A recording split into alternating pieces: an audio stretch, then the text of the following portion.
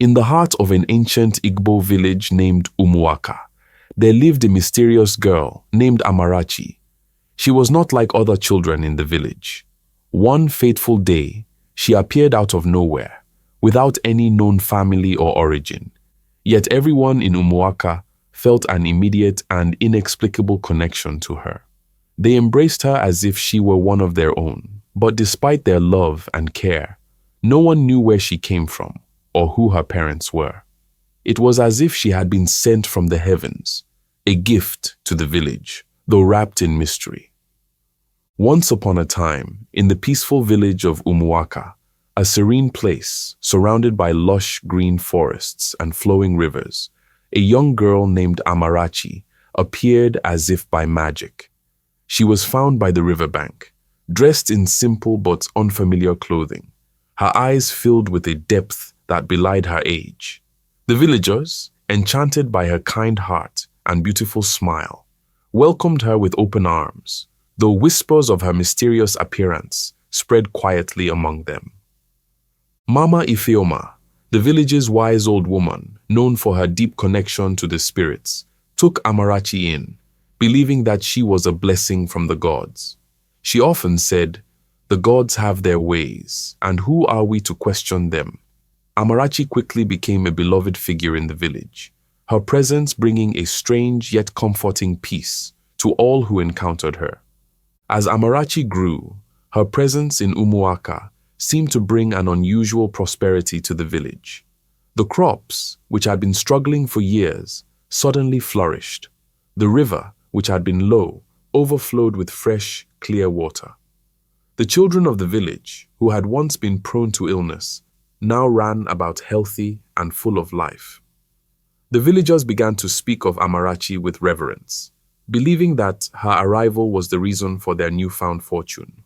But as light attracts shadows, so did Amarachi's presence stir feelings of envy and suspicion in some. Neka, a young woman known for her beauty and sharp tongue, had always harbored feelings for Chinedu, the village's bravest hunter. Chinedu, however, seemed to have eyes only for Amarachi, which filled Neka with a burning jealousy. She could not understand why a girl with no known family or history could capture the heart of the man she had long desired. Neka's jealousy soon turned to suspicion. She began to notice strange occurrences, like the sudden storm that destroyed the village's crops one night and the eerie lights that appeared in the sky. She became convinced that Amarachi was behind these events, using some hidden power to manipulate the village for her gain. Neka began to whisper her doubts to others, planting seeds of fear and uncertainty in their minds. The village, once united in their love for Amarachi, began to fracture.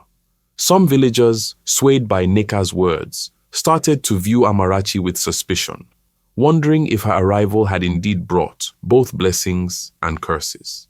Yet, despite the growing unease, miraculous events continued to unfold. The sick were healed by Amarachi's gentle touch, and the village's well, which had been drying up, miraculously overflowed with water whenever Amarachi prayed nearby.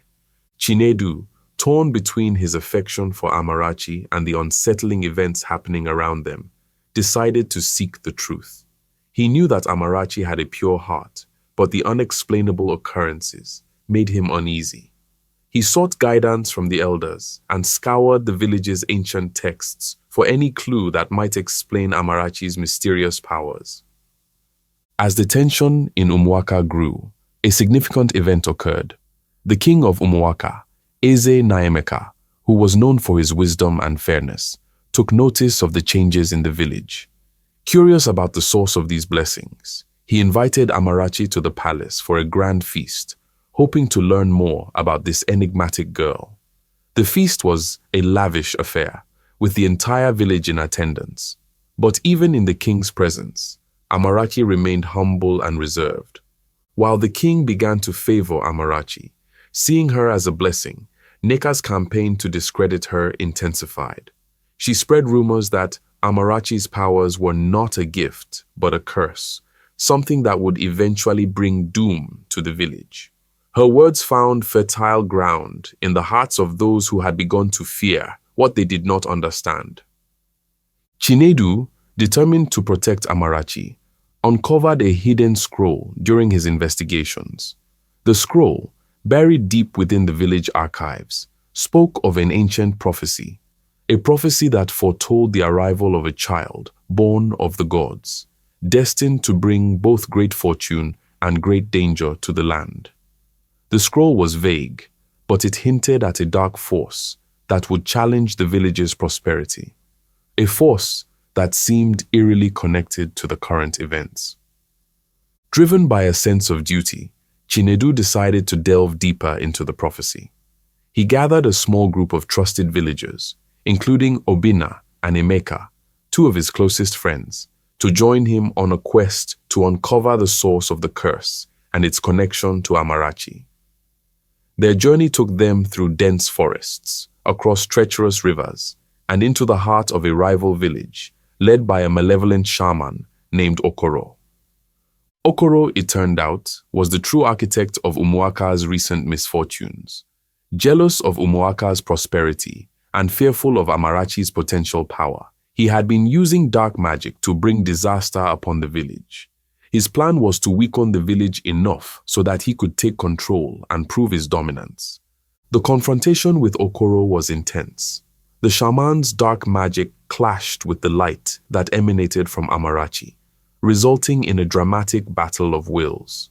Though Amarachi was still unaware of the full extent of her powers, she found herself compelled to use them in defense of her village. With Chinedu and her friends by her side, she managed to thwart Okoro's plans, restoring peace and prosperity to Umuaka. But even as the village celebrated their victory, the story was far from over. The king, recognizing Amarachi as a hero, bestowed upon her honors that she humbly accepted. Yet, Amarachi remained uncertain of her place in the village. The prophecy weighed heavily on her mind, and she wondered whether she was truly a blessing or if more challenges lay ahead. Just as the village began to settle back into normalcy, a new figure arrived in Umuaka. Adaura, a beautiful and enigmatic woman, claiming to be a healer from a distant land, charmed the villagers with her knowledge and grace. Her powers seemed even greater than Amarachi's, and she quickly gained their trust.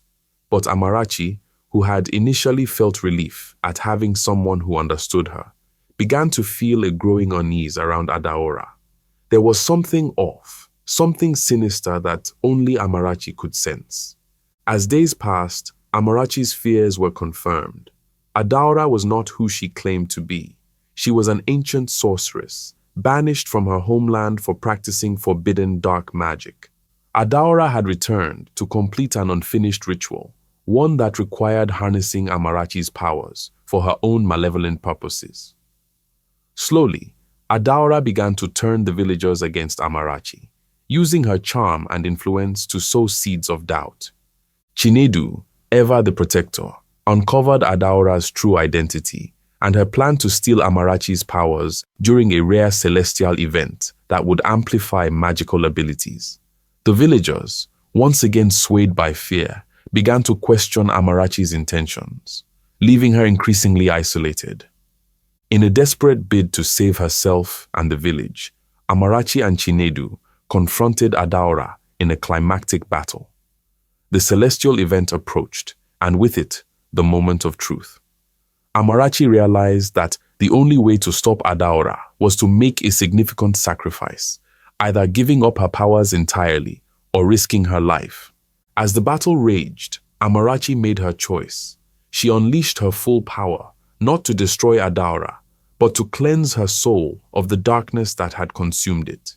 The light within Amarachi was so pure, so powerful, that it shattered the dark magic and broke the curse. Adaura, freed from her own evil, collapsed, weeping for the centuries she had lost to darkness. The villagers, witnessing the transformation, fell to their knees in awe of Amarachi's true nature. They realized that she was indeed a blessing, one who had saved them not just with her powers, but with her heart. Yet, even as peace returned to Umuaka, Amarachi knew that her journey was not over. The prophecy remained, its true meaning still unclear. But Amarachi, now more certain of herself than ever, vowed to continue protecting the village she had come to love, no matter what challenges lay ahead. And so, the story of Amarachi, the mystery girl that everyone loved, continued, with new chapters waiting to unfold, and new mysteries yet to be revealed.